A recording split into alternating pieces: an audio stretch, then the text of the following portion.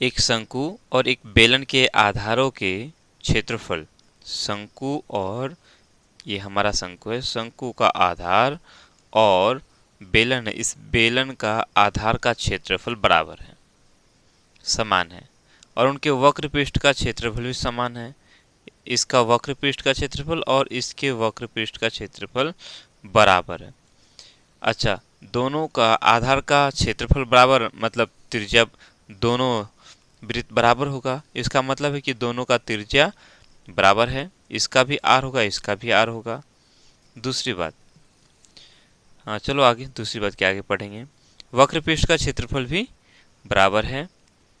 पुनः आगे कहा है कि बेलन की ऊंचाई, बेलन की ऊंचाई जो है ये 2 मीटर है।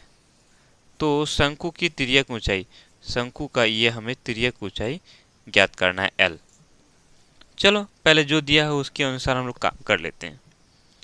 शंकु का इसका वक्र पृष्ठ क्षेत्रफल और इसका वक्र पृष्ठ क्षेत्रफल दोनों बराबर है, तो हम यहाँ लिखेंगे शंकु का वक्र पृष्ठ क्षेत्रफल क्या होता है, पाई आर एल, ये होता है शंकु का वक्र पृष्ठ क्षेत्रफल।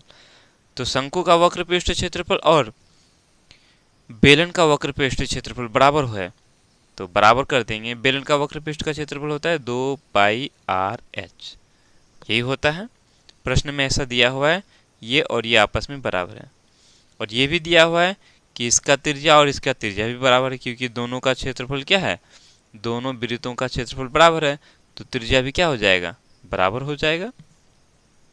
चलो हाँ निकल तो गया जी। यहाँ से अगर हम देखेंगे पाई आर इधर भी है और पाई आर इधर भी है, तो ये कैंसिल हो जाएगा, या हम ऐसे अगर नहीं समझ में आया तो ऐसे भी कर सकते हैं।